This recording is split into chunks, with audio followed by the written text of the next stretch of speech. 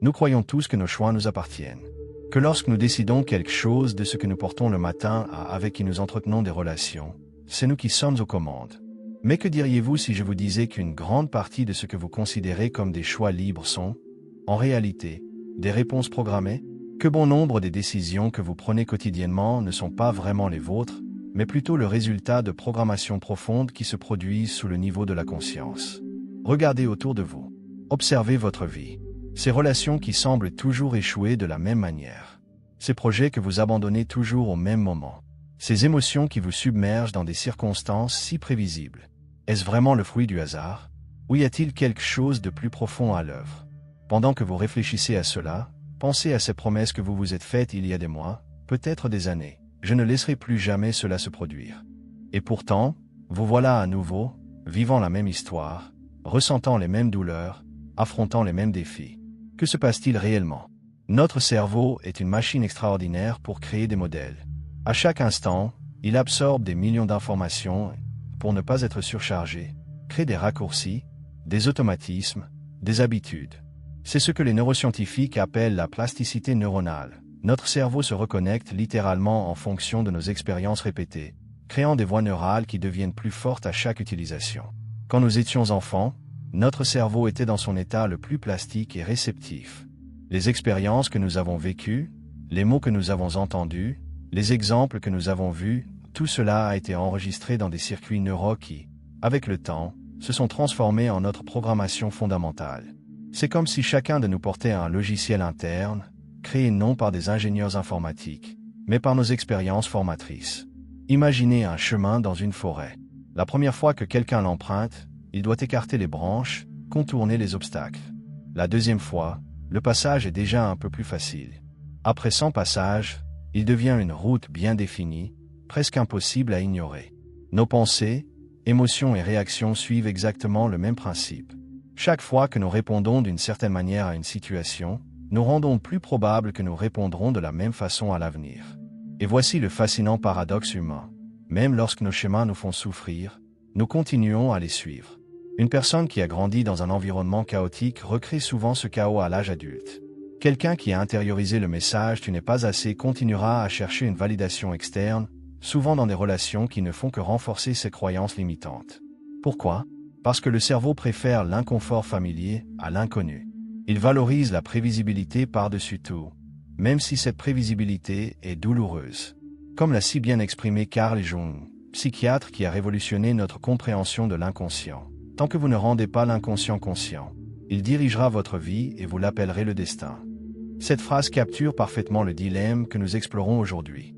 Combien de fois avez-vous attribué au destin ou à la malchance des situations qui étaient, en réalité, le résultat prévisible de vos schémas inconscients? Cette idée sur l'inconscient est profondément révélatrice.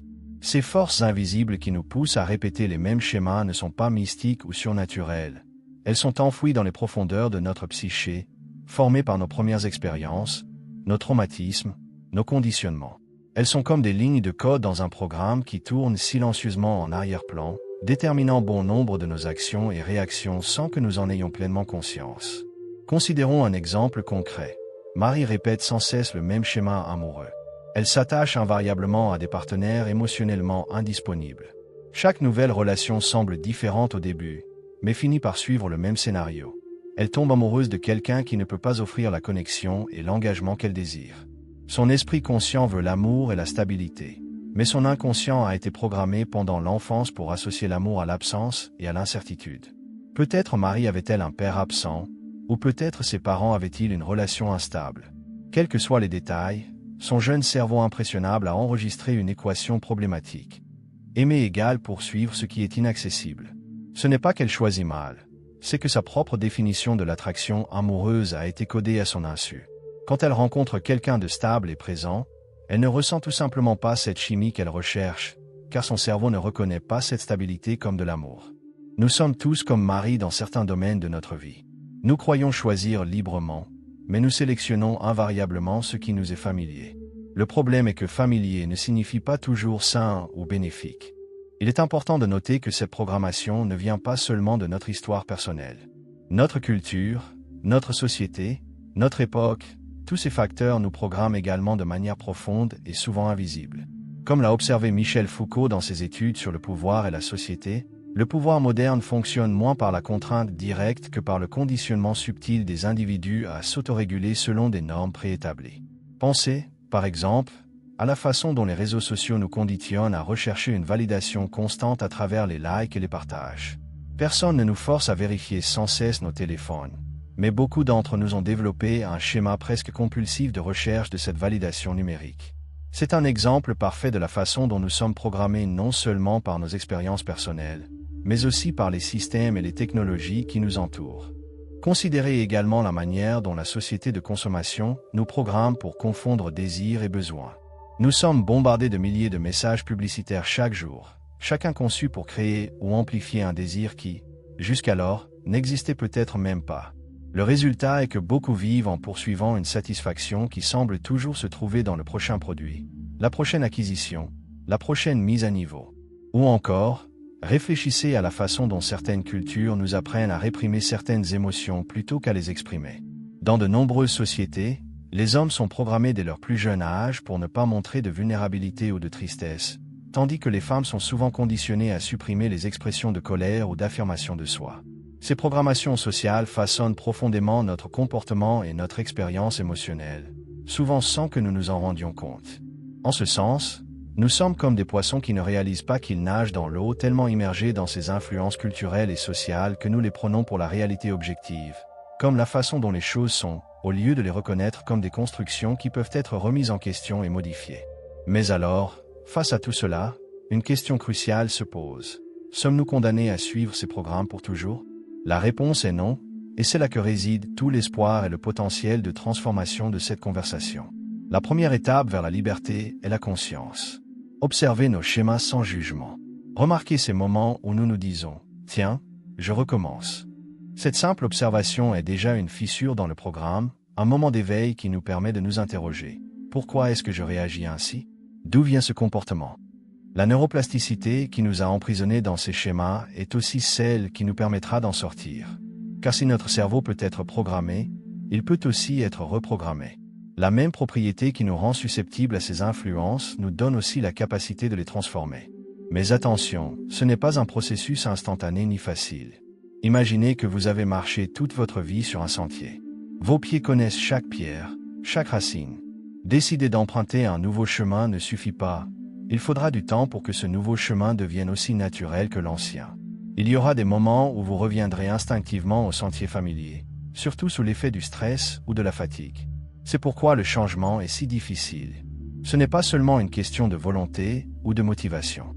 C'est une restructuration neurologique profonde qui exige patience, persévérance et souvent un soutien externe. La thérapie, la méditation, les groupes de soutien, l'éducation continue, tous peuvent être des outils précieux dans ce processus de reprogrammation consciente. L'identité joue également un rôle crucial dans ce processus. Nous construisons notre sens du « moi » autour de nos habitudes et de nos schémas. Je suis quelqu'un qui... Complétez cette phrase, et vous verrez à quel point votre identité est liée à vos comportements répétitifs. Je suis quelqu'un qui remet toujours tout à plus tard. Je suis quelqu'un qui n'arrive jamais à dire non. Je suis quelqu'un qui attire toujours le mauvais type de personne. Ces définitions d'identité, aussi limitantes soient-elles, procurent un étrange confort. Elles nous offrent de la prévisibilité dans un monde chaotique. Changer signifie, par conséquent, parfois accepter une petite mort, la fin d'une certaine conception de soi-même. C'est effrayant, mais aussi libérateur, car cela ouvre un espace pour une identité plus expansive et alignée avec nos valeurs les plus profondes. Prenons un moment pour réfléchir aux schémas qui se répètent dans votre propre vie. Dans vos relations, voyez-vous des dynamiques qui reviennent constamment? Peut-être êtes-vous toujours celui qui donne le plus, ou peut-être gardez-vous les gens à une distance de sécurité pour ne pas être blessé. Dans votre travail, butez-vous toujours sur les mêmes obstacles? Ce peut être la procrastination, le perfectionnisme, la peur du succès ou la peur de l'échec. Dans votre relation avec vous-même, remarquez-vous des pensées limitantes qui tournent en boucle? Je ne suis pas assez bon, je ne mérite pas, c'est trop tard pour moi. Ces cycles ne sont pas des preuves de votre échec personnel. Ce sont des programmes qui tournent en arrière-plan, comme un logiciel que vous n'avez jamais choisi d'installer. Et le véritable pouvoir réside dans la compréhension que ces programmes peuvent être réécrits. Pas d'un coup de baguette magique, mais par un travail conscient et régulier. Comment procéder? Voici quelques orientations pratiques pour commencer ce processus de reprogrammation. Premièrement, devenez un observateur attentif de vous-même. La pleine conscience, ces pratiques millénaires devenues si populaires aujourd'hui, n'est rien d'autre que l'art de s'observer sans s'identifier totalement à ses pensées et émotions. Quand vous parvenez à créer un espace entre le stimulus et votre réponse habituelle, vous exercez déjà un degré de liberté que vous n'aviez pas auparavant. Pratiquez en vous demandant « Que suis-je en train de ressentir maintenant? Que se passe-t-il dans mon corps? Quelles pensées traversent mon esprit ?» Cette pratique d'auto-observation, lorsqu'elle est faite régulièrement, commence à éclairer des schémas qui fonctionnaient auparavant dans l'obscurité. C'est comme allumer la lumière dans une pièce qui a toujours été sombre. Soudain, vous pouvez voir les meubles qui étaient là tout le temps, contre lesquels vous trébuchiez. Deuxièmement, identifiez l'origine de vos schémas. Quand ce programme a-t-il été installé? Dans quelles circonstances? Cette archéologie personnelle est parfois douloureuse, mais toujours éclairante. Beaucoup de nos schémas les plus persistants ont des racines dans des expériences formatrices de l'enfance ou dans des traumatismes non traités. Il ne s'agit pas de blâmer les parents ou d'autres figures importantes, eux aussi agissaient à partir de leur propre programmation. Il s'agit de comprendre comment certaines expériences ont façonné votre vision du monde et votre comportement. Cette compréhension en elle-même a déjà un pouvoir transformateur, car elle vous permet de voir vos schémas non pas comme des vérités absolues sur qui vous êtes, mais comme des réponses apprises qui avaient un sens dans un certain contexte. Troisièmement, créez délibérément de nouvelles expériences qui contredisent vos programmations limitantes. Si vous avez appris que vous n'étiez pas assez, cherchez activement des situations où vous pouvez expérimenter votre valeur. Si vous avez intériorisé que faire confiance est dangereux, permettez-vous progressivement de construire des relations de confiance dans des environnements sécurisants. Notre cerveau apprend principalement par l'expérience directe. Par conséquent, il ne suffit pas de comprendre intellectuellement qu'un schéma est dysfonctionnel. Il faut vivre quelque chose de différent, à plusieurs reprises, pour que de nouvelles voies neurales puissent se former. C'est comme apprendre à faire du vélo. Vous n'apprenez pas en lisant un manuel, mais en pratiquant, en tombant, en vous relevant, jusqu'à ce que votre corps comprenne l'équilibre nécessaire. Quatrièmement, entourez-vous de personnes qui voient votre potentiel plutôt que vos schémas. Notre environnement social peut soit renforcer nos programmations, soit nous aider à les transcender. Quand nous sommes entourés de personnes qui continuent à nous voir à travers le prisme de nos anciens schémas, il est beaucoup plus difficile de les changer. Recherchez des relations, qu'il s'agisse d'amitié, de mentors, de thérapeutes ou de groupes de soutien, où vous êtes vu non seulement pour ce que vous avez été ou ce que vous êtes maintenant, mais pour ce que vous êtes en train de devenir. Des personnes qui croient en votre capacité à grandir et à vous transformer, même quand vous doutez de vous-même. Ces relations peuvent servir d'échafaudage pendant que vous construisez de nouvelles façons d'être et d'exister dans le monde. Cinquièmement, soyez patient et compatissant envers vous-même. La reprogrammation est un processus, pas un événement. Les rechutes font partie du chemin. Quand vous remarquez que vous êtes revenu à un ancien schéma, n'utilisez pas cela comme preuve que le changement est impossible. Utilisez-le comme une opportunité d'approfondir votre compréhension. Qu'est-ce qui a déclenché cette rechute? Quels besoins légitimes ce schéma tente-t-il de satisfaire, même de manière dysfonctionnelle? Chaque fois que vous remarquez un schéma, même après qu'il se soit manifesté, vous renforcez votre conscience. Et chaque fois que vous choisissez une réponse différente, même petite, vous reconfigurez littéralement votre cerveau. Avec le temps, ces petits moments de liberté s'accumulent et s'élargissent. En fin de compte, la question n'est peut-être pas sommes-nous libres ou programmés, mais plutôt pouvons-nous devenir conscients de nos programmations, et à partir de cette conscience, faire des choix plus alignés avec ce que nous voulons vraiment. Car c'est là l'essence de la liberté humaine, non pas l'absence de conditionnement, qui serait impossible, mais la capacité à les reconnaître, progressivement, à les transcender. De passer d'objets passifs de programmation à des sujets actifs qui participent consciemment à leur propre évolution. Comme le dirait Friedrich Nietzsche, devenir ce que l'on est ne signifie pas découvrir une essence cachée et immuable, mais se créer constamment à travers des choix conscients, malgré les forces puissantes qui nous tirent vers d'anciens schémas. C'est un processus d'autocréation, où chacun de nous devient, en même temps, l'écrivain et le protagoniste de sa propre histoire. Votre vie est votre œuvre d'art. Les schémas que vous répétez sont les coups de pinceau qui créent le tableau. La question est, qui tient le pinceau? Vous, vos programmes inconscients. La réponse n'est pas simple, ni définitive. C'est une danse continue entre déterminisme et libre arbitre, entre ce qui nous a été donné et ce que nous choisissons d'en faire. C'est une négociation constante entre nos programmations et notre aspiration à la croissance et à l'authenticité. Mais une chose est certaine, le simple fait que nous ayons cette conversation est déjà un acte de liberté. C'est un moment où vous remettez en question la matrice, où vous regardez les schémas et vous demandez « Est-ce que cela me sert vraiment? Est-ce que cela me représente vraiment? Est-ce cela que je veux continuer à manifester dans ma vie ?» Et ce questionnement est déjà le début de la transformation.